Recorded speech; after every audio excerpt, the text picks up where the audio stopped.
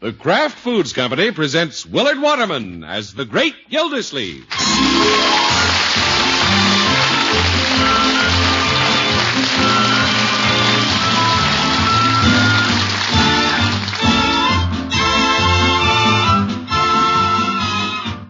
The Great Gildersleeve is brought to you, partially transcribed, by the Kraft Foods Company. There's something truly new and truly wonderful about Kraft's new Parquet margarine. New Parquet now spreads smoothly even when ice cold.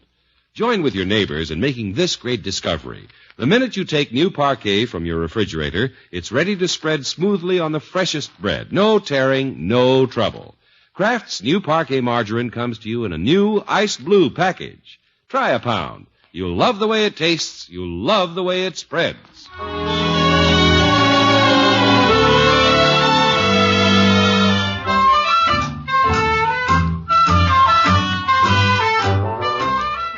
Well, big fat snowflakes have been falling on Summerfield all night. And this morning, the Great Gildersleeve is speculating about the number of frozen water pipes. But Leroy, like the rest of the youngsters, can hardly wait to get out and start building forts and snowmen. Hey, Unc, the snow's letting up. Oh, boy, the sun's breaking through. Yeah, look at the snow on the roofs and the trees. Regular fairyland, my boy. Yeah, keen. It's going to be rough on the water department. Wait until some customer turns on his faucet and gets ice cubes. Boy, I'm going to get out in it. See you later, Unc. Yeah, be sure you're dressed for it, Leroy. Put on your overshoes. Do I have to wear them? Well, of course. Why do you object to wearing them? Well, one reason is I can't find them. Leroy, have you lost your new overshoes? No, I haven't lost them. They just aren't where I left them. Where'd you leave them? Well, somewhere around the house. Or out in the garage. Or at school. Don't ask me. But I won't let you go out and get your feet wet. You won't? That snow is 6 inches deep. Hey, I could wear my stilts. If I knew where to find them. Yes. And where are your mittens? Say, if I had my mittens, I could walk on my hands. Leroy, where are they? Gosh, I don't know. There, you see? Maybe I stuffed them in my overshoes. I'll bet that's what I did. I bet I stuffed them in my overshoes. Oh, my goodness. Leroy, you're taking this too lightly. You don't take care of your things. Well? Eggman! It's Mr. Cooley. Maybe I better go let him in. Young man, you stay here and listen to what I have to say. I'm just trying to be polite to Mr. Cooley. Well, be polite to me and stay here. Mr. Cooley doesn't need an invitation to come in. Eggman! You're always losing track of things. Yeah. Last week you came home from school without your lunch pail. I'm sorry. Eggman! I better let him in. His eggs might freeze. Don't try to duck out. I haven't finished with you. Gosh. What happened to the fountain pen I gave you? What happened to it? Eggman. Oop. We heard you, Mr. Cooley. I wasn't so sure. I thought maybe you were wearing your earmuffs in the house. Hello, Mr. Gildersleeve.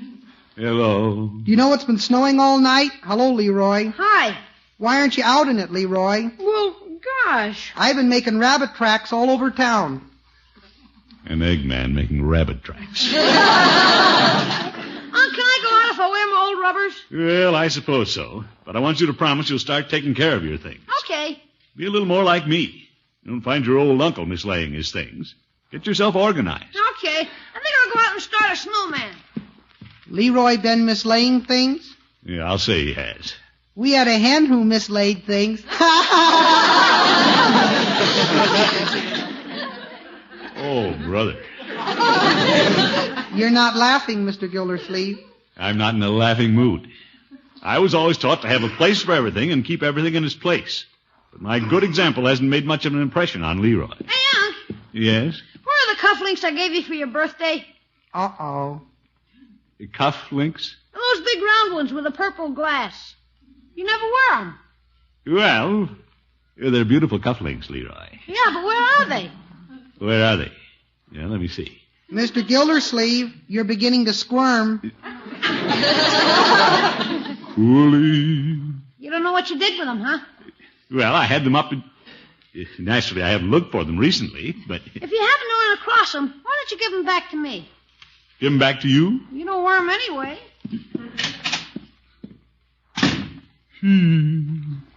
Where are the cufflinks, Mr. Gildersleeve? Well, the last time I saw them... You don't know, do you? Oh, well, it isn't important. I often wondered if Leroy didn't give them to me just as a gag. I didn't know you could buy that much glass for $1. Oh, I wouldn't take it too lightly, Mr. Gildersleeve. What's this? Leroy wouldn't say so, but I think he's hurt because you haven't been wearing them. It doesn't mean that much to Leroy. You never can tell. Some of us can hide a broken heart. What? I once presented my wife with a snood which she never wore. A snood? Ladies' headwear. Oh. Very modern. I brought it all the way from Cedar Rapids, Iowa. I was attending the dressed poultry convention. Cooley, I'm afraid you'll have to excuse me. I have to go downtown. I have to go, too, after I finish telling you about the snood incident. Oh, my. Well, sir, the fact that Mrs. Cooley never wore the snood kept gnawing at me. Yes, yes. A man doesn't like to have his snood snubbed. Well, you've got a point there. I didn't realize how wide the rift was between my spouse and me until I found myself brooding in the hen house. Leroy isn't brooding. He walked out into the cold snow. Chances are he's unhappy as I was in the hen house. Cooley, stop it before you convince me I'm in the doghouse.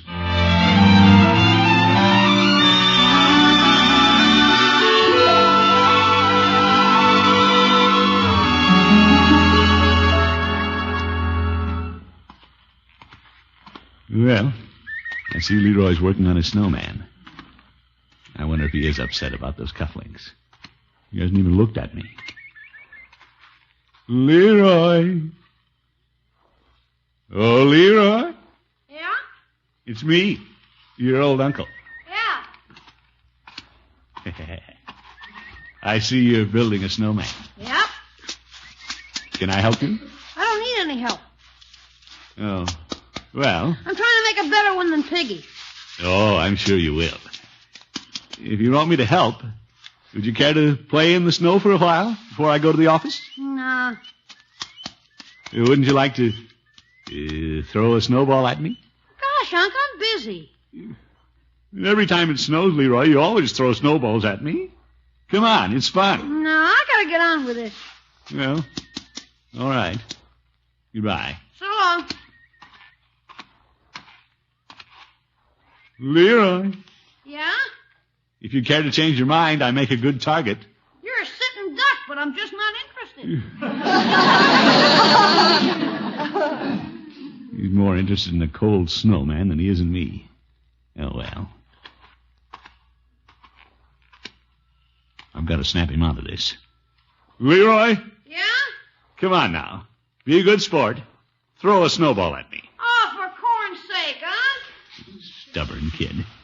Young man, I demand that you hit me with a snowball. Oh, cut it out, huh? Leroy, that's an order. Okay. And don't just toss it. Put some steam behind it. Whatever you say, huh? That's the way to... Was that a snowball or a baseball?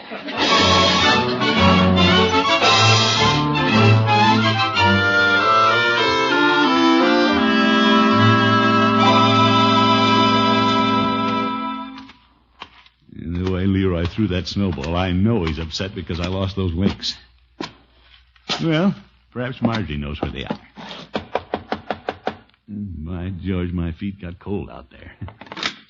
Oh, good morning, Unky. Come on in. Thank you. You don't want to track in snow. You look like you've been rolling in it. Leroy hit me with a snowball. I think he's a little upset with me. Oh? I was after him this morning about mislaying his things. Couldn't find his mittens. He couldn't find his overshoes. Unky, where are your overshoes? And I couldn't find them. They're at the office. Yeah, I think. Marjorie, do you remember the big glass cufflinks Leroy gave me? How could I forget them? He must have bought them because they look like marbles. Yeah, they're beginning to look more like 8 balls all the time, and I'm right behind them. Well, why, Unky? He gave them to me for my birthday. Oh, I know. The same birthday I gave you a gold belt buckle with your initials on it. That's right. Say, what happened to that belt buckle? What happened to it? Why don't you wear it? Well... Where is it, Unky? I better think of something fast. Did you mislay that, too? Marjorie, not your silver belt buckle. Gold. Yes, gold. Just wanted to see if you remembered. You never wear it, do you? Well, I put on a little weight.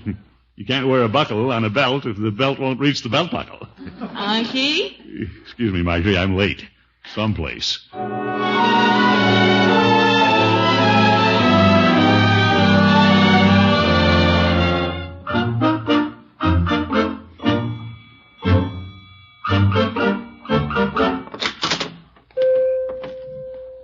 Hello, Peavy. Yeah, hello, Mr. Gildersleeve. What can I do for you today? How about a cup of hot chocolate? Yeah, well? A little chilly out. Yeah. But when winter sets in, I resort to a little psychology to keep me warm. What's this? I get out the travel circulars and begin speculating on how it would be to go south. Oh? I guess I'm just a wild goose at heart.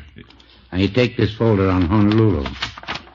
Hey, that looks pretty good on a day like this. I'm here to tell you. I'd like to be stretched out there in the warm sand, strumming a ukulele with the waves lapping at my tootsies. Chances are you wouldn't be happy there, Peavy. You get as tired of the heat as you do of the cold. Well, if it got too warm, there's always some hula dancers to stir up a breeze. Peavy. Mrs. Peavy and I saved up for a honeymoon in Honolulu. Yakahula hickey-doo, la, yakahula hickey-doo. Oh, my goodness. Plunkety-plunk, plunk, plunk, plunk, plunk, plunk, plunk. Please, Peavy. Quite a place, Mr. Gildersleeve. Of course, we ended up at Niagara Falls. December, too. Peavy, you've forgotten about my hot Oh, chocolate. my, so I have. Here comes the judge all bundled up. Yeah, an old goat in a sheepskin. Hello, Judge. Greetings, gentlemen. Yeah, hello, Judge. Here's your hot chocolate, Mr. Gildersleeve. Anyone forgetting a sled and sliding down Dugan's Hill with me? You, Judge? Yes, indeed. Cold weather does something to me. Me too. It makes me stay inside. Well, you stay in the pharmacy with your hot water bottle. I'm the robust, outdoorsy type. Yes. Gildy, I drove past your house this morning and noticed Leroy building a big snowman. Yeah, that reminds me. Peavy, I better take Leroy a couple of candy bars. Yeah, well? You have to do something to get on the good side of him. What have you done now? Well, he gave me a pair of pretty awful-looking cufflinks for my birthday, and I laid them aside. Now I don't know where they are. Yeah, 2 candy bars ought to take care of that. The 10-cent size. Yeah. It's silly for Leroy to get upset over a little thing like this. Well, young people place great importance upon the little things. If a gift is slighted, they can be deeply offended. Well, Leroy took it to heart, all right. Things of no consequence to us adults assume great magnitude to a child. I think so. Birthday gift, you say, Mr. Gildersleeve? Yeah, you remember the party I gave myself? I remember I gave the food for the party. If I recall, I presented you with a tie clasp at the same time. Yeah, that's right, Peavy. Never wear it, do you? Well... Gildy, I gave you a red muffler with tassels on it. Whatever happened to that? No, Judge. I think that muffler enlisted in the Salvation Army. Well, there's no better outfit to give to than the Salvation Army. I'll bet you never wore it. Did you? Judge, don't cross-examine me. And your birthday was the last time I saw my tie clasp. Peavy, if I wore everything people gave me, I'd look like a dray horse. He does a little. Oh, I heard that, Peavy. I must say, Gildy, that you're not very appreciative. Yeah, he's downright ungrateful.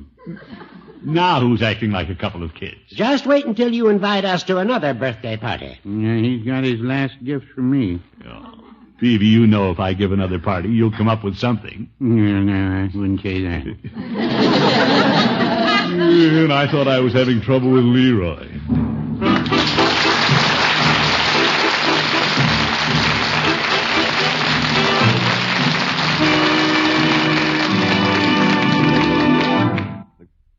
Great Gildersleeve will be back in just a moment. Years ago, when Kraft began making parquet margarine, it quickly became one of America's table favorites. Now, today, there's a new parquet, a wonderfully improved parquet, and it has qualities no other spread has ever before been able to promise. The texture of new parquet is truly unique. Even though you serve it ice cold from your refrigerator, it slices into neat, perfect pats. Even when it's ice cold, it spreads smoothly, won't tear or break up the freshest slice of bread. And even when you leave new parquet standing out in a warm room, it won't slump down into a gooey mess. It keeps its shape so you're not ashamed to serve it at the table. And wonder of wonders, the new method that Kraft, and only Kraft, uses to make parquet actually improves the flavor of this wholesome, appetizing food. It's delightful on rolls and bread, steaming pancakes or crisp waffles, on baked potatoes, and all the other hot vegetables your family likes best. Doesn't new parquet sound like the kind of table spread you'd like to serve every day at your house? Try it tomorrow. Pick up a pound of Kraft's delicious new parquet in the new ice blue package. A picture of a cake of ice on the front of the package will remind you that parquet is the margarine that spreads smoothly even when ice cold.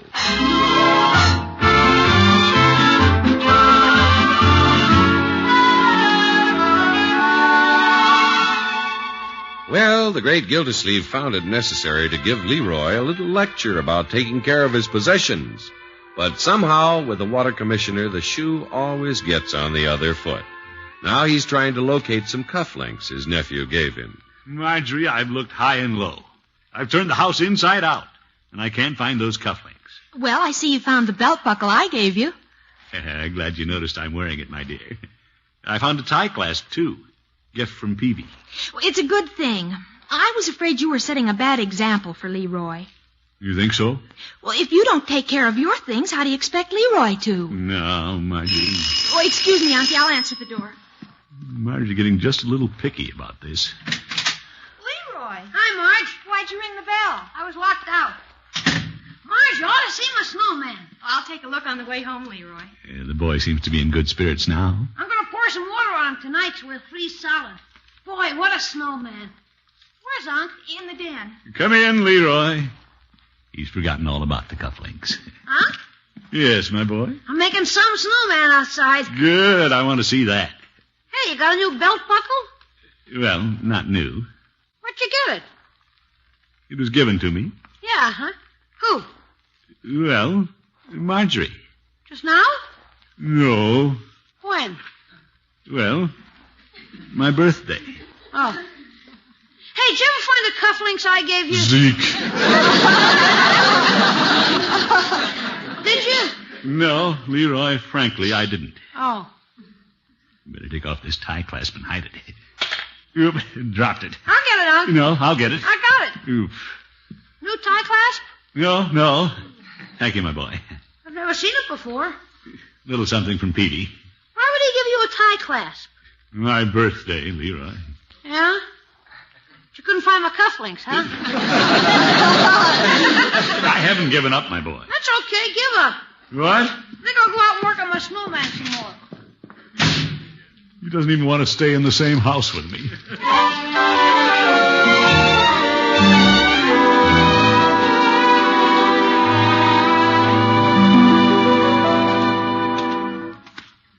No doubt about it.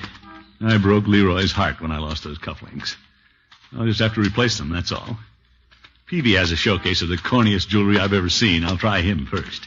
Yoo-hoo! Gildersleeve! Who's that? Oh, the little old lady I met at the doctor's office. Well, hello, Mrs. Potter. I haven't seen you since you were in the clinic with a crick in your neck. Well, that was 3 weeks ago. But I remember you. I never forget an ailment. Tell me, was the doctor successful in finding something else wrong with you? No, Mrs. Potter, just a crick in the neck. Oh, that's too bad. I was hoping you'd have better luck. Do you know I'm still taking pills? Well, congratulations. Sonny, let me look at you. What? I don't understand how you can feel all right. I noticed you walking along and you looked so depressed. Well, I'm a little worried, I guess. Your liver? No, Leroy. I've never had that. What's it like? Leroy is my nephew. Oh, I see. Yeah. Now, if you'll excuse me, I'm going to step into the drugstore here. Then you don't feel well. No, it isn't that, Mrs. Potter. You're not spoofing me, are you, Sonny? No. See you around. Keep bundled up in this cold. You don't look at all well. Goodbye, Mrs. Potter. Goodbye. I guess she's on her way to the doctor. She won't be happy until he finds something wrong with her. Or me. Hello, Peavy. Hello, Mr. Gildersleeve. What can I do for you this time? Peavy, I can't find those cufflinks Leroy gave me. Let's see if you have any like them. Very well. Incidentally, I guess you noticed I'm wearing your tie clasp. Yes, I did. Is that all you have to say? It's turning green. Well, you should have bought me a better one. Never pays to buy cheap jewelry. Well, let's take a look at some expensive jewelry. No, Peavy. Let me get out my Christmas stock. Here's a new tray. Peavy, I've seen most of this stuff before. This isn't new stock. I didn't say it was new stock. I said it was a new tray. Yes. I've added a few items. Yeah, well, I'll take a look through them. Very well. Oh, excuse me. I'll wait on this lady. Yes, madam? I just want to see Mr. Gildersleeve. Uh-oh. What is it, Mrs. Potter? Well, I got down the street and I started worrying about you. Oh, thank you, but I assure you I'm quite all right. I can prove it by my druggist. Does he have a diploma? Do you, Sonny? Sonny, are you speaking to me, ma'am? She means you, Peavy. Yes. Where is your diploma? It's right here on your wall. Oh, I see. My, that's pretty. Thank you. What's his name, Mr. Gildersleeve? Oh, excuse me. Mrs. Potter, this is Mr. Peavy. How do you do, Mr. Peavy? Very well, thank you. I'm always happy to enlarge my circle of druggists. You never know when you'll need some medicines. Okay. Do you mind if I browse around your pharmacy? Well, you go right ahead. I might find something I can take. I beg your pardon? She means take orally, Peavy. No. Any luck with the cufflinks, Mr. Gildersleeve? No, not yet. Mr. Peavy, Yes, ma'am. what's in this beautiful green bottle? Well, that's a new dietary supplement. How exciting. Yes, yes. Do you happen to have it in a blue bottle? Blue bottle. Well, I guess I could put it in a blue bottle. Then it'll match my medicine chest. I have a blue ruffle around it. She's a friend of yours, you say, Mr. Gildersleeve? Yeah, since you're a druggist, she's your friend, too. Let me see. Hey, Peavy, here's some cufflinks almost identical to the ones Leroy gave me. Did they look like that? What did he have against you? All right, Peavy. Excuse me. Are those pills you're picking out? Cufflinks, ma'am. I didn't have my glasses on, but they look like the largest pills I've ever seen. Such a soft purple. I'll take them, Peavy. Good. That'll be $10. $10? Leroy only paid $1 for the others. And these are the real thing. Oh, Mr. Gildersleeve, you do look pale. I should. Peavy, here's your $10.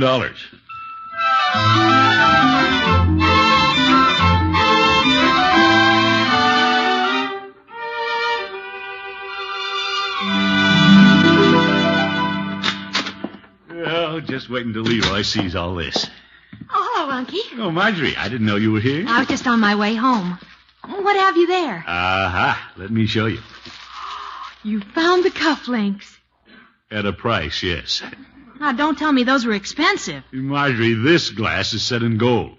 $10 worth. Oh, poor Unky. Well, it's worth it to make Leroy think I found the cufflinks he gave me. Say, let's hide the box. All right. What else did you get? Well, I can't use cufflinks with most of my old shirts, so I picked up a new one with French cuffs. See? Oh, it's beautiful. Yeah, that isn't all. Oh? I bought this purple knit tie because it matched the glass and the cufflinks. You went all out. Yep. I wanted to show Leroy how much I think of his cufflinks. Hi, Unc. Hello, Leroy. Hello, Leroy. Hi. What'd you buy, Unc? Oh, I bought a few things to go with your cufflinks. You found them? Here they are. Gee, they look better than when I gave them to you. Well, it just shows how your old uncle takes care of things. Hey, a fancy shirt. Yeah, that goes along with the cufflinks. The purple tie, too. Oh, boy. You did all this just for me? Just for you, my boy. I can hardly believe it. Isn't Unky wonderful? Yeah, I'm going to have the classiest snowman in town. You're going to put that shirt and tie on your snowman? Sure, that's why I kept asking you for those purple cufflinks. They're going to be my snowman's eyes. Oh!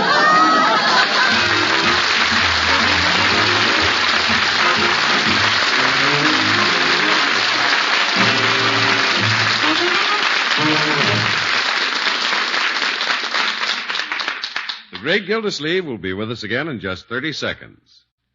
Did you serve Kraft's new parquet today? If you didn't, you missed out on something good. Kraft's new parquet is the new margarine that spreads smoothly even when ice cold. Right from the refrigerator, new parquet glides over fresh bread without tearing it. Right from the refrigerator, new parquet spreads neatly on the thinnest crackers. Tomorrow, look for Kraft's new parquet in the ice blue package. It looks wonderful, tastes wonderful, and spreads smoothly even when ice cold.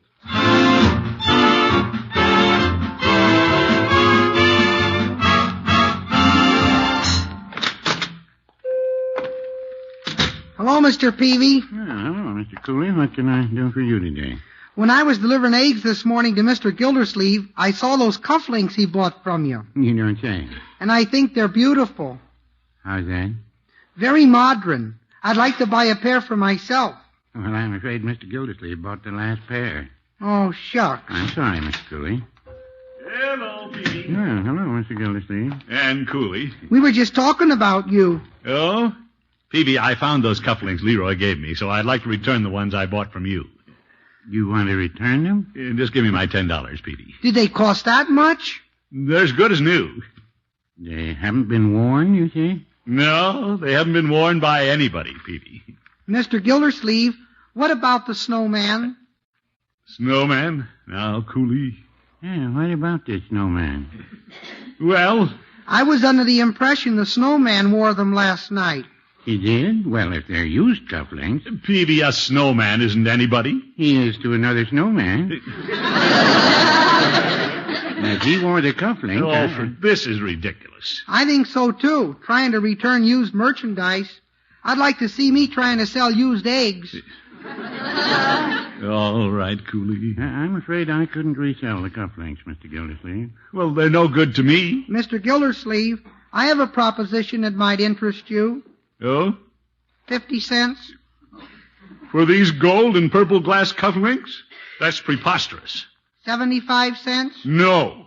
$1. I'll take it. Good night, folks. Great Gildersleeve is played by Willard Waterman. The show is written by John Elliott and Andy White and is partially transcribed. Included in the cast are Walter Tetley, Mary Lee Robb, Earl Ross, Bud Steffen, Elizabeth Patterson, and Dick LeGrand. Musical composition by Jack Meakin. This is John Heaston saying goodnight for the Kraft Foods Company, makers of the famous line of Kraft quality food products. Be sure to listen in next Wednesday and every Wednesday for the further adventures of the Great Gildersleeve.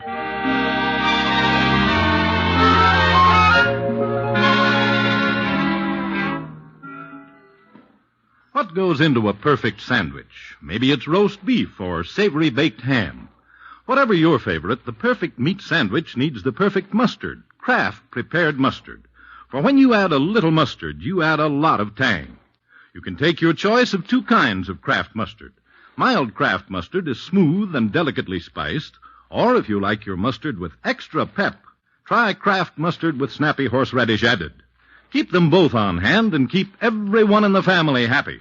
Next time, get Kraft prepared mustard.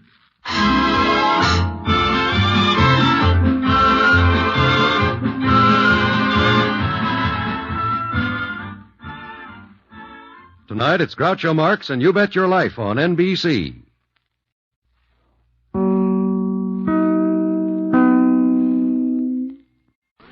The Kraft Foods Company presents Willard Waterman as the Great Gildersleeve.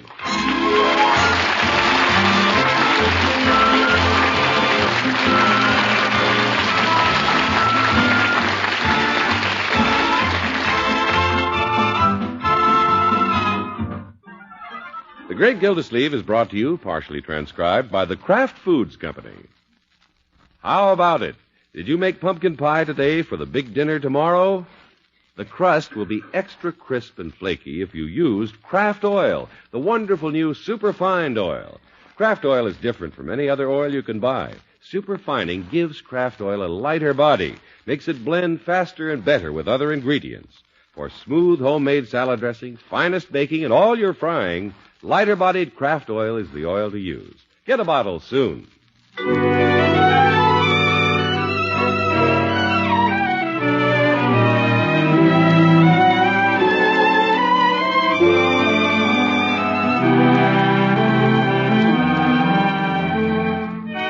Well, the great Gildersleeve has always been one to get up in the morning, eat a hearty breakfast, and bustle off to the office. Lately, however, he's been taking the time to drive Leroy to school. Sure is nice of you, Unc. Oh, don't mention it, my boy. You don't have to drive me to school. Oh, I want to. Well, I could walk like I used to. Besides, it makes you late to work. Well, what's a half hour, more or less? Why don't you let me out here on the corner? No, I'll swing around here where the faculty parks. Right by the teachers? Hey, there she is. Hello, Miss Tuttle. You, Miss Tuttle.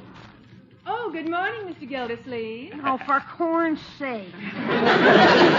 So this is why you drive me to school. No, my boy, I just happened to see her. This is pure coincidence. Ah! Skeptic. Hey, why are you getting out of the car? Well, since I did just happen to see her, I may as well be polite and go talk to her. Oh, brother. How are you, Miss Tuttle? Very well, thank you. Yeah, I didn't expect to see you this morning, but since it's happened like this, we may as well chat a little. I'm sorry, but there's the bell. Bye now. Bye.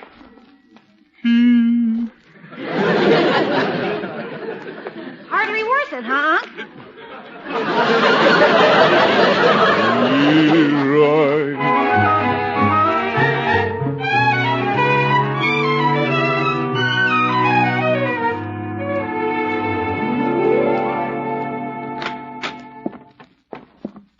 Hello, Bertie. Evening, Miss Gildersleeve. Is Leroy home? He's upstairs. He's just been waiting for you to get home. Oh? Leroy!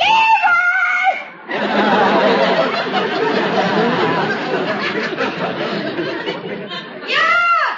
Miss Gildersleeve's home! Yeah, I'll bet he's waiting to rib me about the teacher this morning.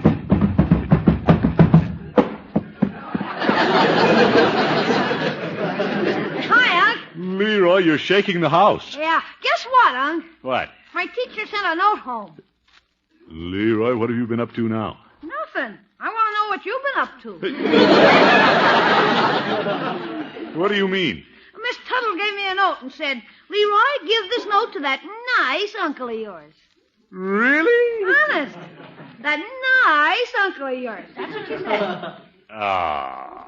Hurry and give him the note, Leroy. I gotta go start dinner. I got it here someplace. Thought I put it in one of my pockets. I wonder if I lost it. Leroy, you pulling my leg? No, I'm looking for the note. Well, here it is. Yeah, this is it, all right. I wonder why she'd be writing to me. Open it, Mr. Gildersleeve. I gotta go start dinner. Leroy, if this is some trick, if you trumped up a note. No, it's hers. Look, it's good writing. Let's see now.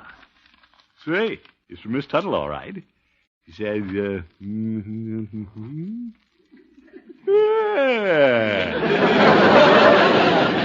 What'd she say, Unc? Is it mushy? Of course not. But she does want to see me. Yeah? Why? Well, she doesn't say, but... She asking you for a date? Well, if you must know, Leroy, she wants me to come over for tea. Tea? Wowee! That's nice, Mr. Gildersleeve. Yes, indeed. Mr. Gildersleeve's gonna have tea with the teacher. Yeah, Saturday afternoon. Hey, that's tomorrow. Yep. Mr. Gildersleeve's gonna have tea with the teacher. He's gonna have tea for two. Tea for two and two for tea. No, Bertie, there's nothing romantic about it. Yet. No, sir, but two for tea is a good start. Hey, Say, what if we get a teacher in the family? No, Leroy. She couldn't flunk me. She'd be ashamed to. Oh.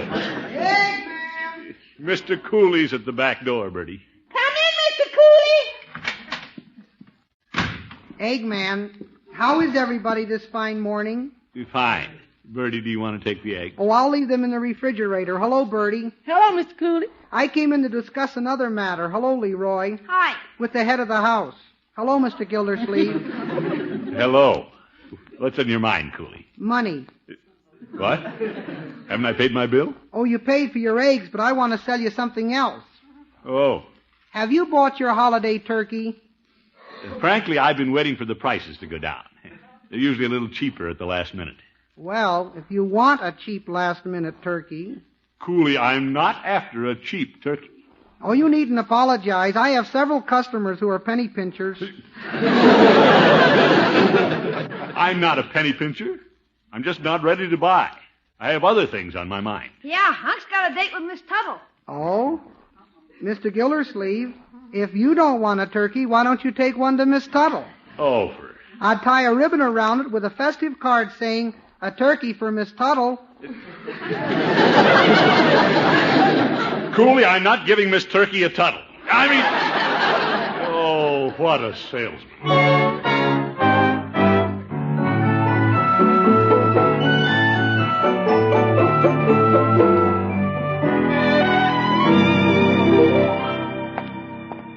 It won't hurt to take Miss Tuttle a box of Peavy's candy. Hello, Peavy. Hello, Mr. Gildersleeve. What can I do for you this afternoon? Peavy, I think I'll look over your candy stock. Very well. I want a little something that'll go well with tea. How's that? A little delicacy that goes well with a cup of tea. Well, I have a lemon behind the fountain. Oh, my goodness. What girl wants a lemon? It suits me, but they marry him every day. Just give me the biggest box of candy you have. Very well. That'll be $7.50. $7.50? That's a lot of candy. Well, at least it's a lot of box. Must be for a very important date. Peavy, what would you say if a pretty girl sent you a note inviting you to tea? Well, I wouldn't say anything to Mrs. Peavy. What? Mrs. Peavy's a fine woman, but she has green eyes. Yeah, jealous, huh? I'm here to tell you. For a long time, she suspected me of being in love with Mary Pickford. Oh, Peavy. Well, several years ago, she discovered an autographed picture of Miss Pickford in my wallet. She sent you a picture? No, I got it out of a weighing machine. I was just carrying it because I was keeping track of my weight. Oh? Ever since then, Mrs. Peavy's been keeping track of me. Peavy, you're a card. Yeah, Mrs. Peavy thinks so.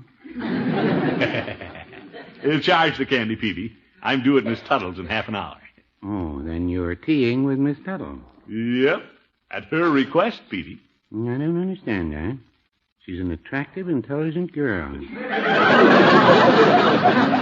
Well, Peavy, it's very natural for an attractive single girl to be attracted to an attractive single man. You're right there. You two would make a fine pair. Thank you.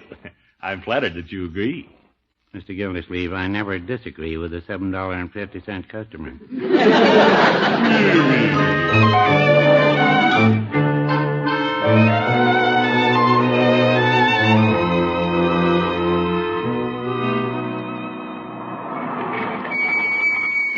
Say, Miss Tuttle lives in a very neat apartment building.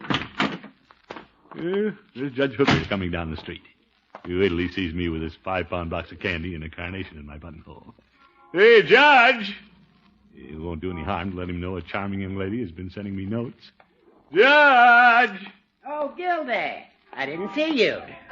What's the water commissioner doing with a boutonniere and a box of candy in the middle of the afternoon? Well, now that you ask, I'm just calling on a young lady who seems to be interested in me. You can't be serious. Remember Miss Tuttle, Judge? Very well. But what young lady is interested in you? Miss Tuttle. Oh, no, that's impossible. That's what you think. I've got the note right here in my pocket. asking me to call this afternoon. Tea. Tea? Well, I think I'll go along with you. Judge, you're not invited. I am, in a way. The evening I met Miss Tuttle at school, she said, I hope to see you again. And this is her chance. Judge, stop tagging along. You really need me, Gildy. What does the water commissioner know about the etiquette of drinking tea? I've had tea. Plenty. Well, you can watch me crook my finger and balance my cup and munch a crunchy. Judge, please. Now, let's see what apartment she's in. Yeah, apartment 305. That would be on the 3rd floor. I know. Well, let's go up. Judge, if you step inside, I'll take this fire extinguisher off the wall and squirt you. I'm going, Gildy. Don't point that at me. Yeah, pretty good fire extinguisher. Put out an old goat.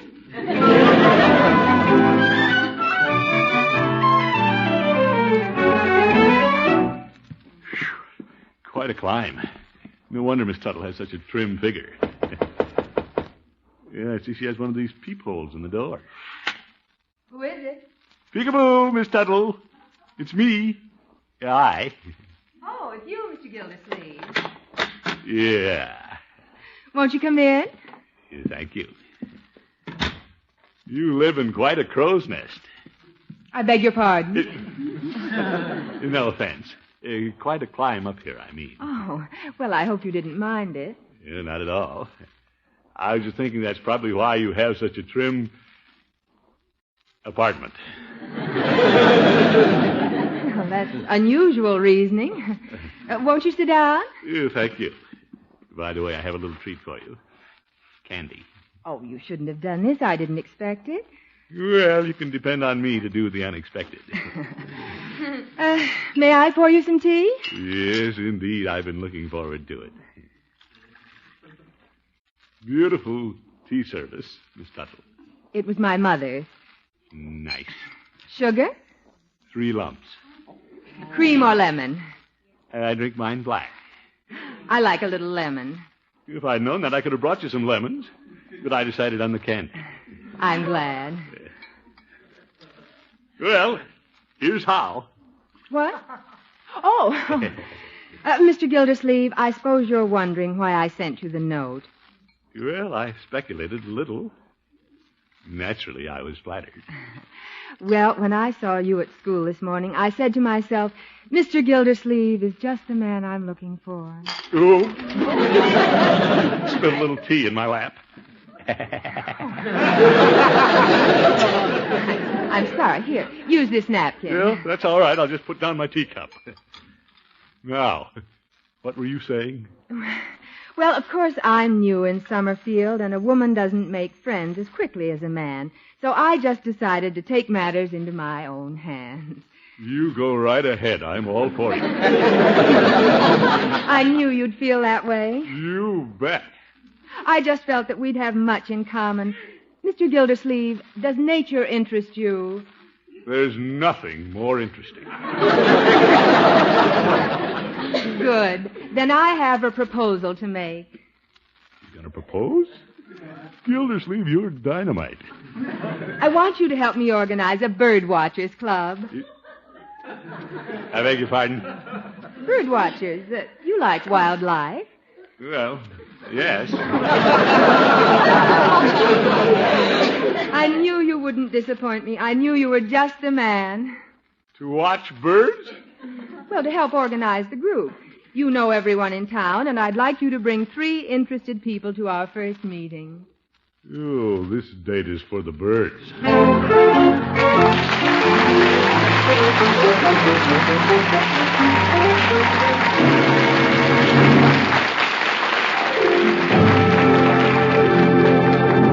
The great Gildersleeve will be back in a few moments.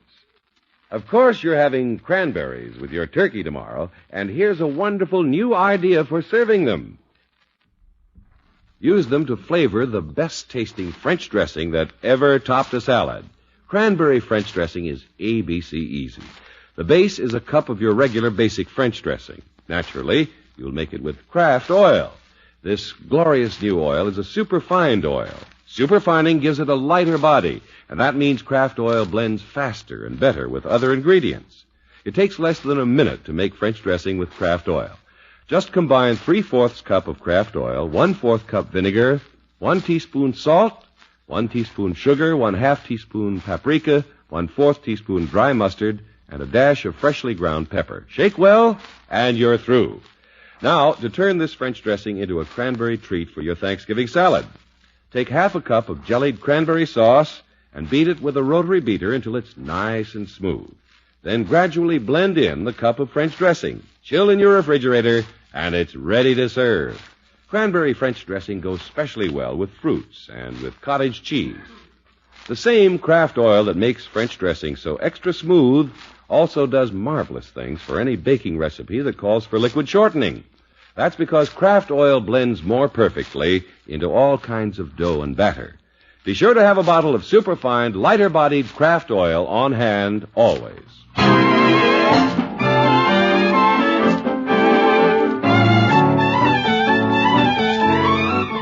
Well, the great Gildersleeve felt pretty good when Miss Tuttle invited him for tea. In fact, he went around town bragging about being asked for a date.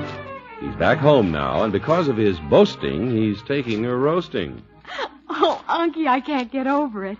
You thought you had a date with the pretty teacher, and all she wanted was to ask a favor of you. Well, Marjorie... He takes her a 5-pound box of candy, and she sends him home to watch the birds. Leroy. Oh, Unky. Now, children, bird watching is a popular hobby. A lot of people enjoy it. In fact, I'm looking forward to it. There are a lot of very interesting and strange birds around here. Yeah, we got a weird one here in the house. Yes. Marge, you should have seen him getting ready to call on my teacher. Oh? Children, lay off. Leroy, is my tie straight? Leroy, does this look like a real carnation in my buttonhole? Big deal. All right, have your fun. I'm still glad I went. And I'm going bird watching. Did somebody call Birdie? No, Birdie. Hey, Birdie, you want to know why Miss Tuttle invited Unc over? Leroy, let me tell it. You always distort things. I do? What happened, Miss Gildersleeve? Yes, Unky, tell your version. Well, Miss Tuttle has a very sound idea. She wants me to form a nature study group. You? Yes, Birdie. We're going to study bird life. Yes, sir. Our little feathered friends. Yes, sir. Family's having fun at my expense, but actually it's quite an honor. Why? Well, if Miss Tuttle didn't like me, she wouldn't have asked me to do it. No, sir. She knows I'm a good organizer. I have a lot of influence, and I know everybody. That's why she asked me to bring 3 interested people into our group. She doesn't want to study nature with you alone, huh? Young man. Just asking. Can you get 3 people to go, Unky? Can I get 3 people? I bet you could get the judge and Mr. Peavy.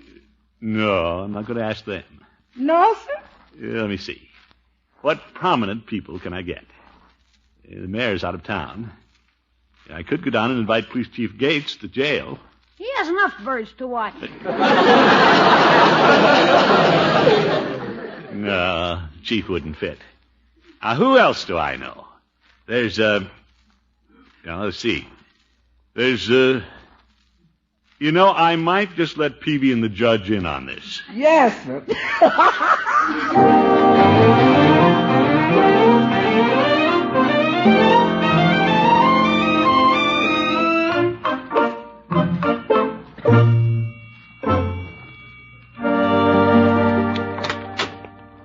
Hello, Peavy. Hello, Mr. Gildersleeve. And the judge. You two are just the friends I want to see. Oh? I'd like to interest you two fellas in a little nature study. What? What's the nature of the study? Well, I'm organizing a bird watchers club. How's that? Bird watchers club, Peavy? That's what I thought you said. And since you fellas are my closest friends, I thought I'd do you a big favor and take you in first. You've taken us in before.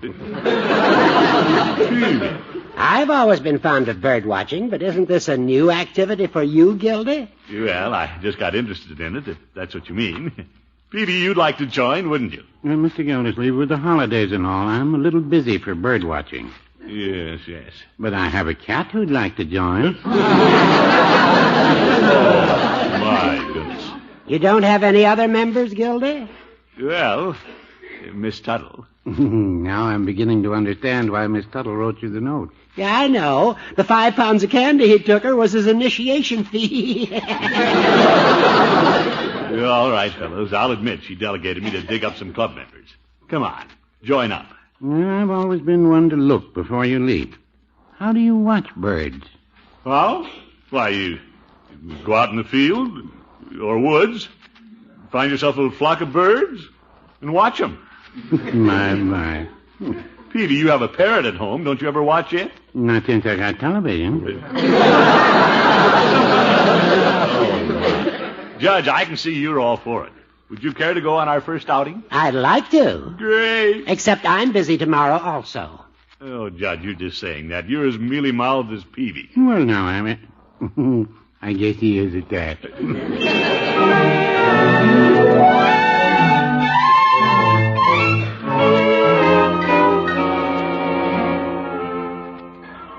Well, I don't have anybody yet. Couldn't even get Marjorie to join the club. I'll just have to call Miss Tuttle and tell her I've failed. I guess I've spoiled my chances of ever dating her. Hello? Miss Tuttle? Yes? This is Throckmorton P. Gildersleeve. Oh, yes, Mr. Gildersleeve. I just know you have wonderful news. Well, I have news. I knew you'd make our project a success. Do you want to give me the names of the new members? Well, Zeke. Zeke who? I don't have a complete list at the moment. Oh, well, you can give me that later. Oh, I forgot to ask you if you could spare a little extra time for me. There are so many things you and I must plan together. Just you and me? Well, I have plenty of time for that. Wonderful. And Mr. Gildersleeve, I hope you don't mind my leaning on you. Oh, no, not at all. Love it. But I'm trusting you to select the best spot for our field trip. Oh? It would be terrible to go out and not find any birds. Yeah, that would never do. I'm so excited about tomorrow. Thanks for calling, Mr. Gildersleeve. Not at all. Bye. Goodbye. First I get stuck with finding members, and now I have to find the birds. I must know somebody. Say, I've overlooked Leroy. He can't refuse to join. I pay his allowance. Leroy! Yeah, I have to make this pretty attractive to snare him. What's the pitch, Aunt? The pitch? Well, it just occurred to me, before we fill our membership, I should give you a chance to sign up with the club. Yeah? How many have signed up? Well, they don't exactly sign up. They just agree to come. Well, how many have agreed to come? My boy, we don't give out that information to non-members. Yeah, how about it? You want to be a member? What would I be, a birdwatcher junior grade? Not at all. You mean I'd be a full-fledged member? You bet. Just like an adult? Of course. And I can go on your trips? That's right. You want to join? No. Oh. Am I excused now? Yeah, I guess so. Thank you, sir. Mr. Gildersleeve, Mr. Cooley's here. Him again? Come in, Cooley. Eggman. Yeah. I want to give you one last chance to buy your holiday turkey from me. Hello, Mr. Gildersleeve. Hello. Cooley, I thought I made it clear that I'm not buying a turkey. You did, but I happen to be gifted with bulldog tenacity. I don't give up. Cooley, if you'll excuse me, I have to phone some people. About joining your birdwatchers club? You know about that, too? Leroy told me. Well, yes, I have to round up some members and find a place to watch birds. You don't know where you're going to watch them? Not exactly. Mr. Gildersleeve, I have a thought. No. Yes, I have. If you'll go to the junction and turn left off the highway, you'll find a very rustic setting. Oh, really? A natural habitat for birds. Well, thank you, Cooley. Miss Tuttle and I were wondering where we'd find a rustic setting. Are you sure you're looking for birds? You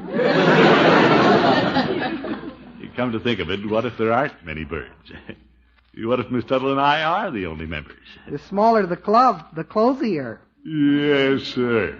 What am I worried about? Hey, Aunt. Yes, Leroy? I've decided to be nice to you and go along. If you want to be nice to me, stay home.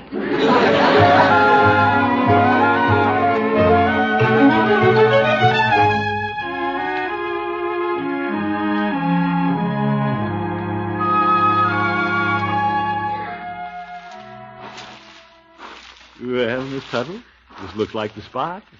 It's rustic. Leaves and all. It's beautiful. I'm just sorry we couldn't interest more people in our club. Yeah, but on the other hand, it's clubbier this way. Well, you did try to get members, didn't you, Mr. Gildersleeve? Oh, yes. Some people just don't enjoy the simple pleasures like we do. Oh, this is a marvelous sanctuary. How'd you ever find it, Mr. Gildersleeve?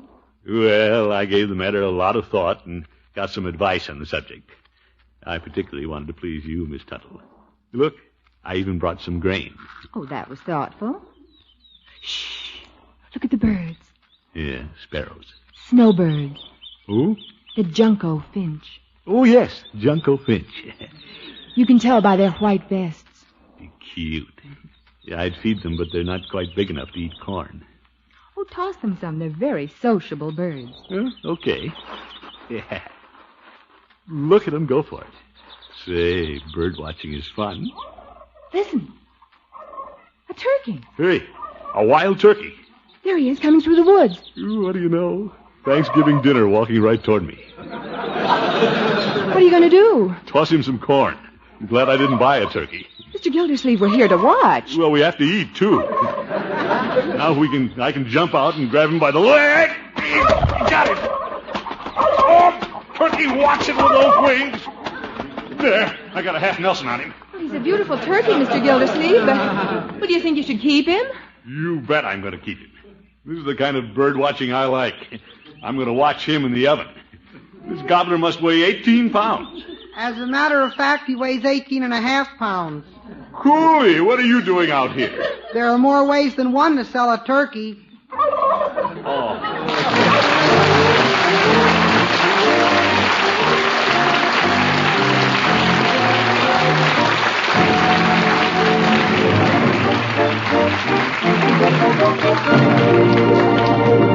The great Gildersleeve will be back in just 30 seconds.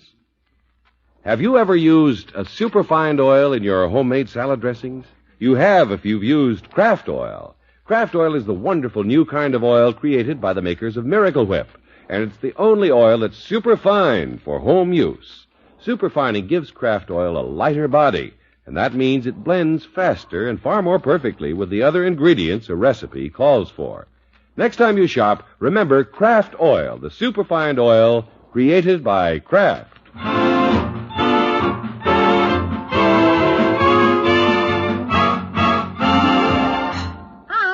Yes, Leroy? You going to drive me to school this morning so you can get a look at Miss Tuttle like you've been doing?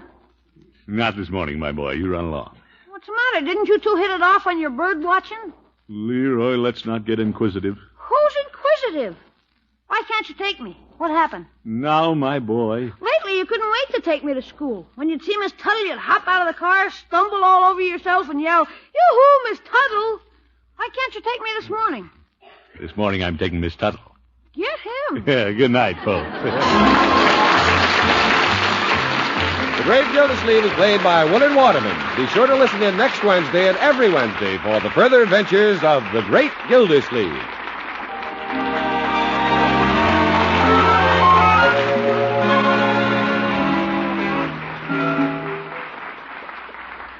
Done up just right, a delicious hamburger can be truly a gourmet's delight, a big deal in eating pleasure.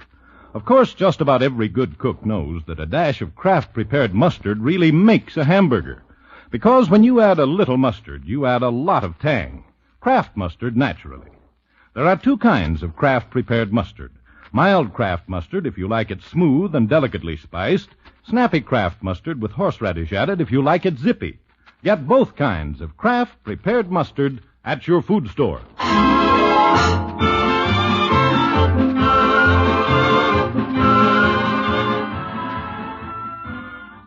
Tonight, play You Bet Your Life on NBC.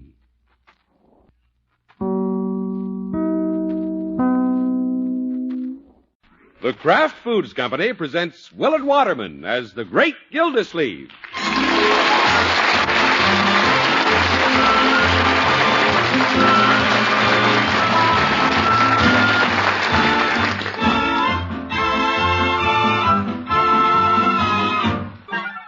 The Great Gildersleeve is brought to you, partially transcribed, by the Kraft Foods Company.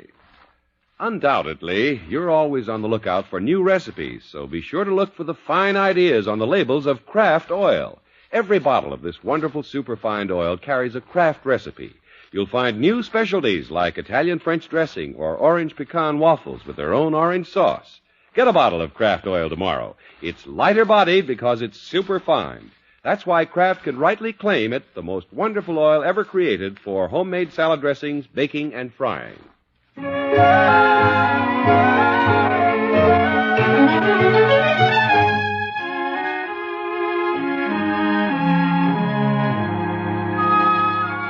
Well, this is one of those cold December mornings in Summerfield, and the great Gildersleeve found it difficult to roll out of his warm bed. Now, after a big breakfast, he's trying to persuade himself to venture outdoors. Cold out there. Why not, Unc? You gotta face it sometime. Yeah, guess so. By George, the air's so cold it crackles. That's the cellophane bag I got my lunch in. Oh. Say, the garage door's open. Yeah, you forgot to close it last night. Why didn't you tell me? I forgot to. Yes. Let's hop in the car and turn on the heater. Door handles are like icicles. Seats are, too. Uh-oh. Car's cold. Want me to light a fire under it? No. Come on, car. If it was a horse, you could give it a lump of sugar. It's got lumps. I'll try again.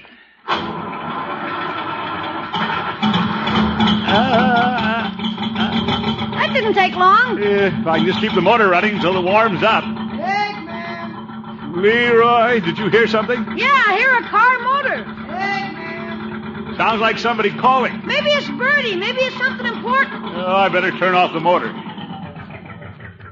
Eggman. Whoop. Cooley, we thought you were Birdie. No, I'm Mr. Cooley. Hello, Leroy. Hi. What would Birdie be doing delivering eggs in a morning like this? Hello, Mr. Gildersleeve. Hello. Now, if you'll excuse me, I have to go to town. Mr. Gildersleeve. Yes, Cooley. I feel a little guilty about trapping you into buying a turkey last week. Oh, well, that's all right, Cooley. We enjoyed the bird. Yeah, but Unc said it's the last time you'll put something over on him. Leroy, I just meant to imply that Mr. Cooley is a smart little businessman. Thank you, sir. But you gotta watch him, huh?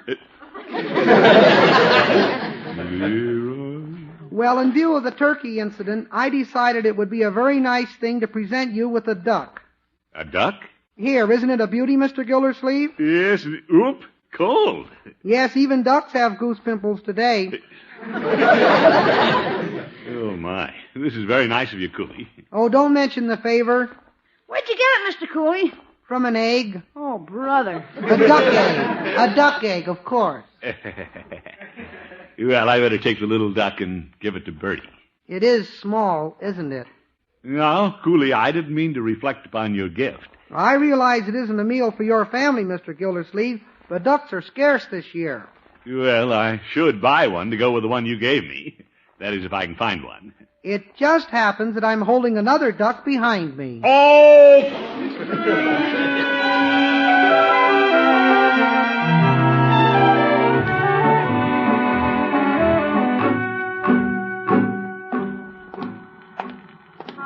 Right, George, that Cooley is pretty shrewd. The duck he gave me weighed about a pound.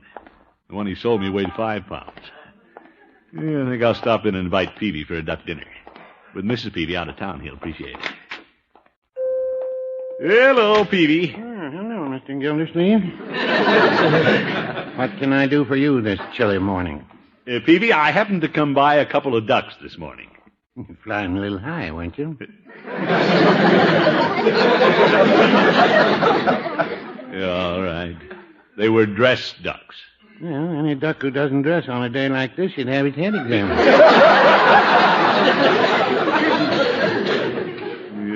Yes. Peavy, I withdraw my invitation. What invitation? Well, since Mrs. Peavy is out of town, I thought I'd invite you to dinner this evening. That's very nice of you, Mr. Gildersleeve, but she'll be back this evening. I'll have to meet her. I see. Peavy, I'll bet you've been a bit lonesome this week. Oh, no, I wouldn't say that. What? If I do say so, I bore up very well. The first morning I was alone, I got up singing. You did? Singing in the rain, just singing in the rain. Of course, I wasn't really singing in the rain. I was singing in the bathtub. I get the picture, Peavy. I always sing when Mrs. Peavy's out of town. Because you're happy? No, because she won't let me sing when she's home. Mrs. Peavy doesn't have much of an ear for music. Oh, my goodness. Now, will you excuse me, Mr. Gildersleeve, while I put these bottles back on the shelf? Why all the pills on the counter? Taking inventory? No, your friend Mrs. Potter was in shopping. Yeah? I've never seen a healthy person so fond of medicines. That little old lady loves her pills. Yeah, she was looking for something in a shocking pink cold tablet. Did she have a cold? No, she just wanted to buy herself an attractive birthday present. Say, if it's Mrs. Potter's birthday, I think I'll drop by to see her. Well, if you'd care to take her a gift, I can recommend a bottle of these green capsules. What's in them, Petey? Nothing, but she was admiring them. Thanks, Peavy. I have a better idea.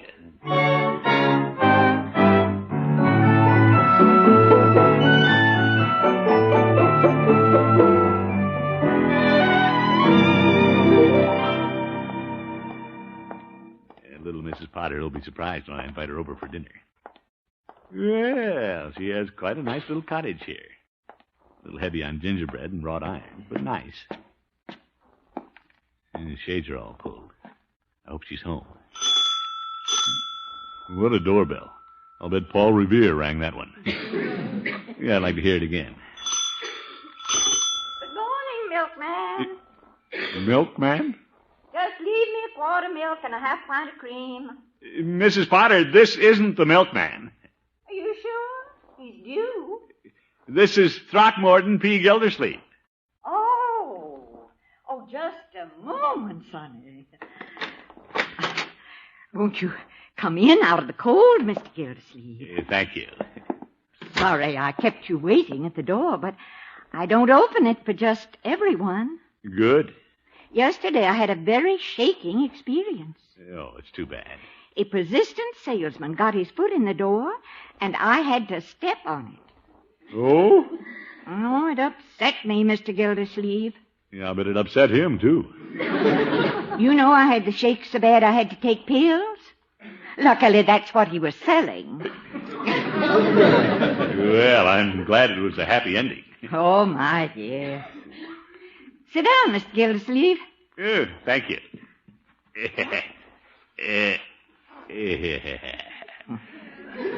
Mrs. Potter, I came over to wish you a happy birthday.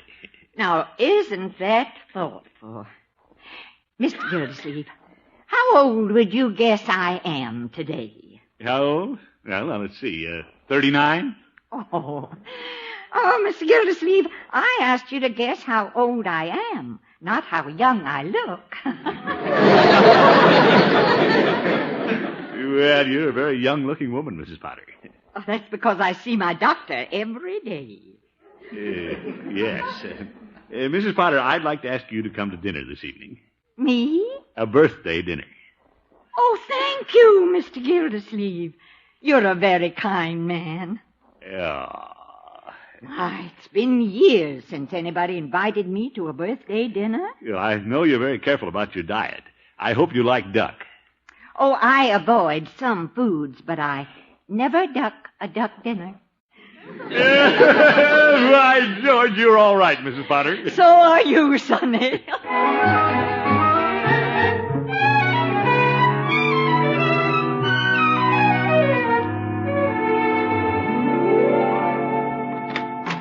Bertie. Yes, Miss Gildersleeve? We're going to have company for dinner.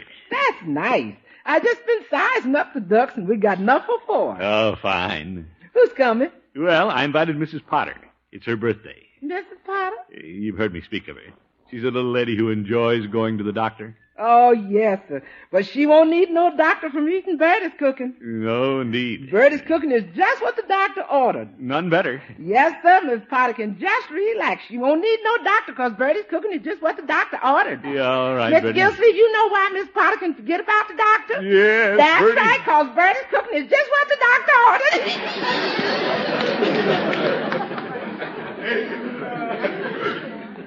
My George, Birdie's quite a cook, and she knows it. Hey, Unc. Yes, Leroy? Did I hear you say somebody's coming to dinner? Mrs. Potter. Yeah? I sure am glad Mr. Cooley trapped you into buying another duck. No, Leroy. May I come in? Oh, hello, Marjorie. Hello, Unky, Leroy. Hi. I hear you're having ducks for dinner. Yeah, they're in the kitchen. Yeah, the ducks are in the kitchen, but the pigeon's right here. Oh? He means me. That's the last time Cooley's going to sell me anything but eggs. Ducks are expensive, Marjorie. Oh, I know. Yeah, I'd ask you and Bronco, but we only have enough for 4. Oh, I understand, Unky. I'm right by the phone, Bertie. Hello? Mr. Gildersleeve, this is Mr. Peavy. Oh, yes, Petey. I have good news. I can come to your duck dinner. I thought Mrs. Peavy was coming home today. Mrs. Peavy got snowed in with her relatives. Well, Peavy, after talking to you, I concluded you couldn't come. You invited me. Well, I know, but... Are you trying to tell me you don't want me?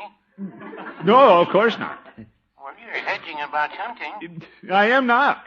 It's just that we're a little short on ducks. Well, Mr. Gildersleeve, why did you invite me in the first place? Well, when I invited you, we were long on ducks. What did your ducks do, shrink? No, Peavy. Stop trying to start an argument and come on over. Well, if you don't want me, Mr. Gildersleeve, I can heat up a hot dog at home. Over. Peavy, if you don't come, you'll ruin our entire day. Well, in that case, I'll be over. Goodbye, Mr. Gildersleeve. Goodbye. Now Peavy's coming over. Well, that's too many, Unky. I know. That's what has me worried. You gonna call him back and tell him not to come? Leroy, there's only one thing to do. Eggman. Cooley, bring me another duck.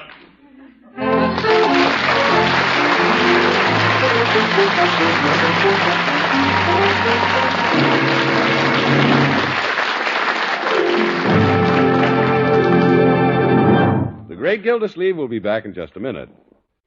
Just 19 baking days to Christmas. That means it's high time to bake that traditional Christmas favorite, a fruit cake. You've undoubtedly baked cakes, pies, and cookies with superfine craft oil, but have you ever baked a fruit cake with this wonderful liquid shortening? Out of the famous Kraft kitchens has come a fruit cake recipe that I'm sure you'll agree is easier to follow than any other recipe you've ever tried, and one that gives you a better flavored, better textured cake, rich and moist throughout, thanks to superfine Kraft oil. Superfining is an exclusive Kraft process for making an oil that's lighter-bodied and more delicate, since Kraft oil blends thoroughly with all the ingredients of any cake batter. Every last crumb of baked cake contains shortening. No wonder there's moistness throughout, and it's wonderful eating. The Kraft fruit cake recipe calls for lots of candied fruits, for plump dates, rich mincemeat, crunchy pecans. It's a cake you can bake in a high tube pan, or in loaf pans, or even little muffin tins, making bite-sized individual fruit cakes that are sure to rate extra attention from guests. To get the recipe for this wonderful fruit cake made with Kraft oil, write to Kraft Kitchens, Kraft Foods Company, Chicago 90, Illinois. Better write tonight. That's Kraft Kitchens, Kraft Foods Company, Chicago 90, Illinois.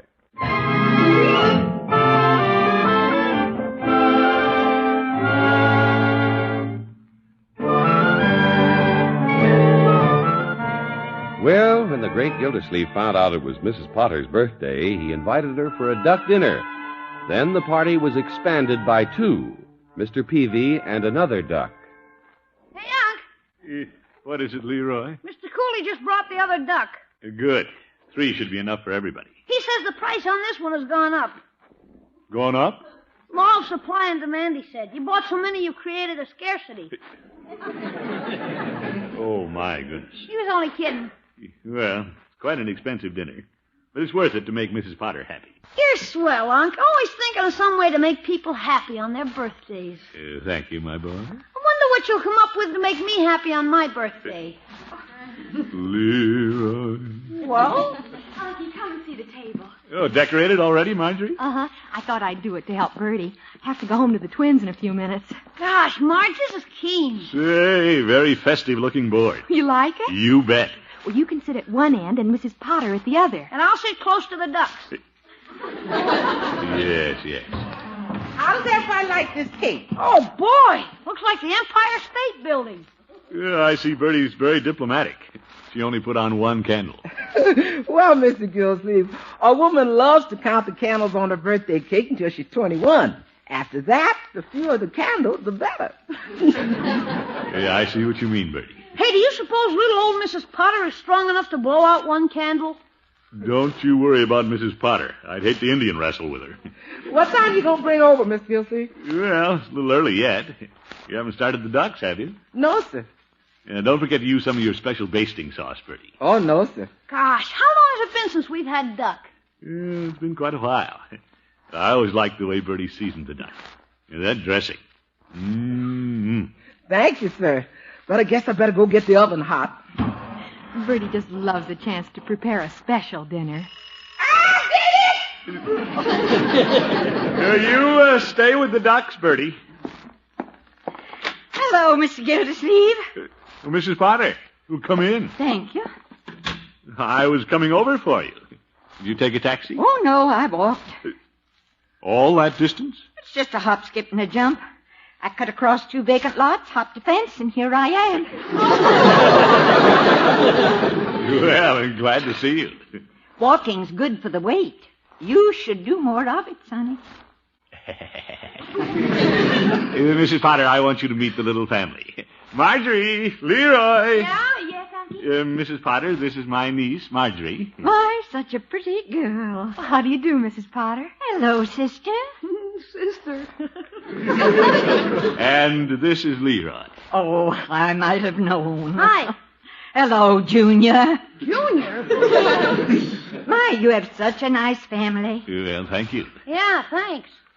I hope I haven't upset anything by coming early. Oh, no, indeed. Leroy, take Mrs. Potter's coat and hat. Sure. Mr. Gildersleeve, I think your house is so pretty. Well, let me show you around. We'll start with the kitchen. That's where the interest is today. I've always loved the kitchen. Bertie, this is Mrs. Potter. How do you do, Miss Potter? Happy birthday. Well, thank you, Bertie. And these are the ducks. Yep, 3 beauties. Excuse me, and I'll finish whipping up this basting sauce. Oh, you don't want to spoil the ducks with that conglomeration, Bertie. Come again? Mercy, no. Mr. Potter, why don't we look at the rest of the house? I think I better stay in here and help Bertie. Mrs. Potter, you don't want to stay in the kitchen. This is your birthday. Come along now. Yes, ma'am. Happy birthday. Oh, this is half the fun of being here. Now, Bertie, let me show you how I used to prepare my ducks. Oh, Mr. Gildersleeve, Mrs. Potter, why don't you and I go out in the parlor and sit down? I want you to relax. Now, don't coddle me, Sonny. When I used to cook, my family was much larger than this. Of course, they're all gone now. Uh-oh, that don't sound so good.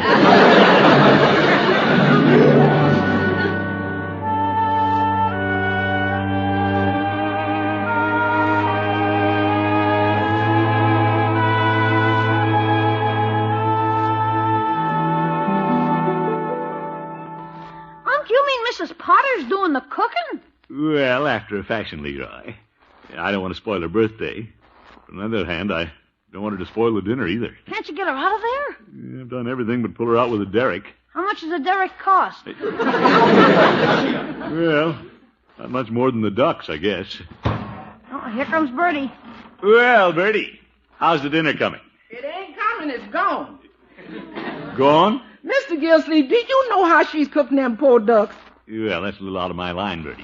She's cooking them without salt and seasoning. That's what she's doing. She says she's cooking them natural. Well, Bertie... There's just one question Bertie wants to ask. What's more natural than salt? Well, I agree, Mr. Gildersleeve, everybody knows that salt is the salt of the earth. Well... So what's more natural than salt? Oh, brother, pandemonium. No, it's Mr. Peavy. Hello, Bertie. Hello, Mr. Peavy. Nice day. Oh? Come in, Peavy. Hello, Mr. Gildersleeve. Leroy. Hi. Bertie, I didn't eat any lunch. Looking forward to your duck dinner. Bertie ain't doing the cooking today, and I want to make that clear to one and all. My. Peavy, I invited Mrs. Potter to have dinner with us on account of her birthday. That was nice. When is she coming? Yeah, she's already here. Yeah, in the kitchen, cooking the ducks. How's that? Well, that's why Bertie's upset, Peavy. Mrs. Potter is cooking the ducks natural. Natural. No salt or seasoning. You don't say. She won't even use Bertie's basting sauce. Mr. Gildersleeve, I just dropped by to tell you I won't be able to come to your duck dinner. Now, Peavy, sit down.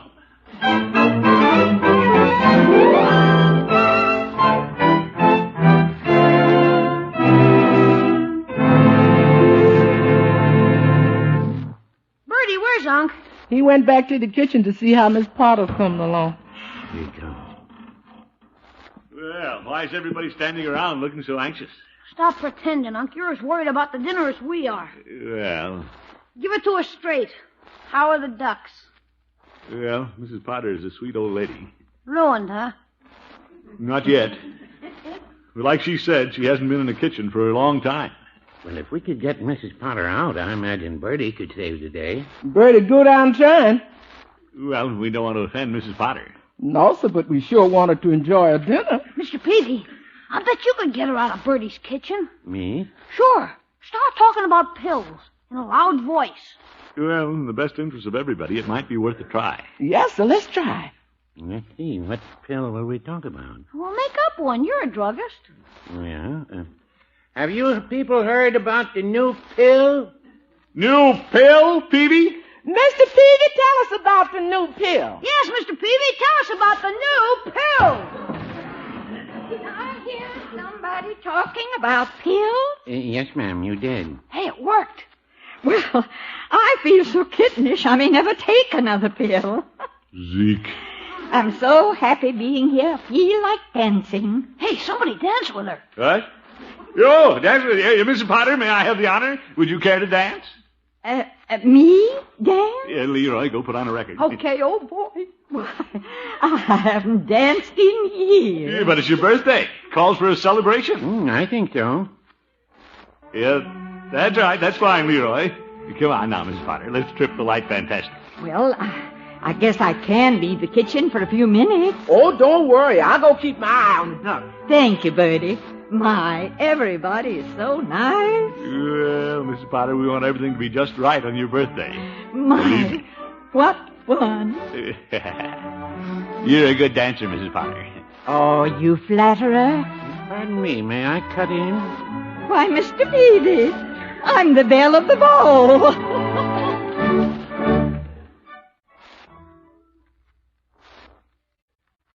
Hurry up, Leroy. We got to work fast. Yeah, Let me take a look at them ducks. they look all right. Yeah, but we got to make them taste all right. Now, hand me the salt, Salt, pepper, pepper, sage. sage. Now, Bertie's special basting sauce. Oh, boy. Now we'll spoon them back in the oven and do something about that discouraged-looking asparagus. Hurry up, Bertie. We don't want to get caught. Leroy, I'm going to season this dinner. Hey, things are beginning to smell good.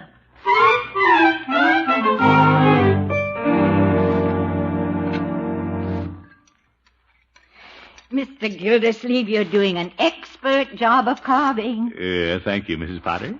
Hope I didn't neglect my dinner too long with all that dancing. When do we start eating? Leroy, wait until I finish serving. Well, I'm as anxious as Leroy. Very appetizing plate I have here.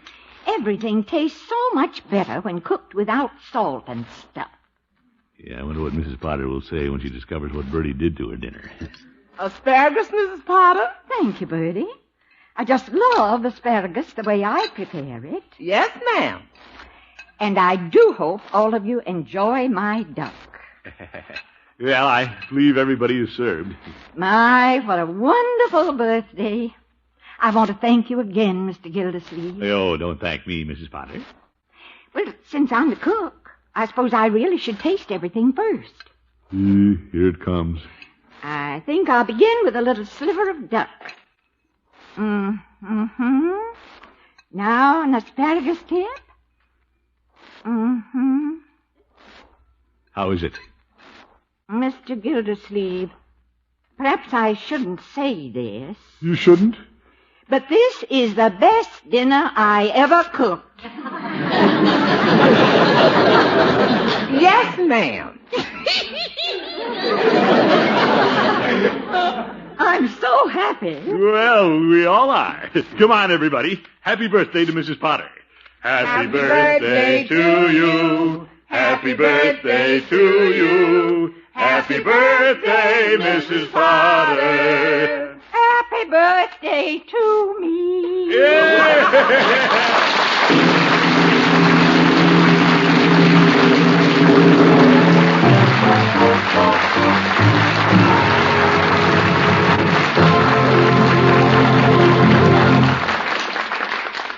The great Gildersleeve will be with us in just 30 seconds. When you buy salad oil, why not get the lighter-bodied kind? Kraft oil is lighter-bodied, and women say it's better because it blends with other ingredients so much faster, so much more smoothly. Kraft oil is made by Kraft's own superfining process. That's why it's so light and good. That's why you're sure of perfect salad dressing and finest baking results when you use Kraft oil. Put a bottle of Kraft oil on your shopping list tomorrow.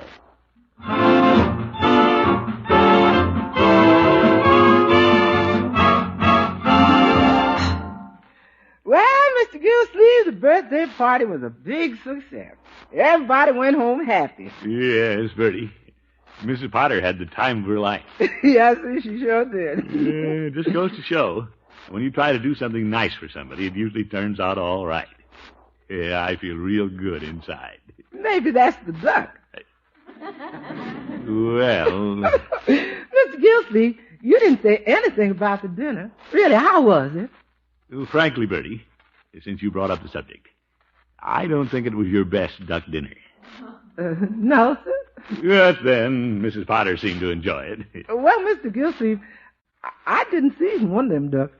Oh, you didn't? I played it safe and let it cook her way. Oh, that's very smart of you, Bertie. That accounts for Mrs. Potter raving about it. Yes, sir. But I got mixed up passing out the plate, and you got her duck. Good night, folks.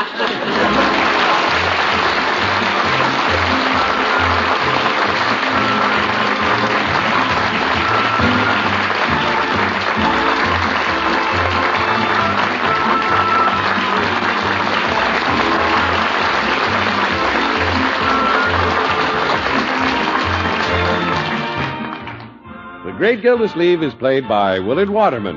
The show is written by John Elliott and Andy White and is partially transcribed. Included in the cast are Walter Tetley, Lillian Randolph, Mary Lee Robb, Bud Steffen, Elizabeth Patterson, and Dick LeGrand.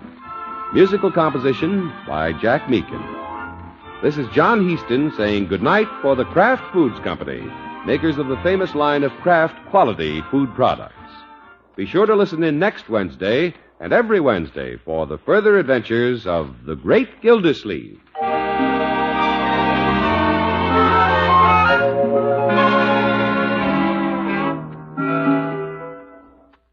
There are two kinds of delicious Kraft prepared mustard. Mild Kraft mustard, so smooth and delicately spiced, and Kraft mustard with snappy horseradish added. And whichever you prefer, remember, when you add a little mustard, you add a lot of tang. Try it on cold sandwiches, hamburgers, frankfurters, and cold cuts. Enjoy the wonderful sauces you can make for hot meat and vegetable courses with Kraft prepared mustard. Keep both kinds on hand and keep the whole family happy. Get mild Kraft mustard and Kraft mustard with snappy horseradish added at your favorite food store.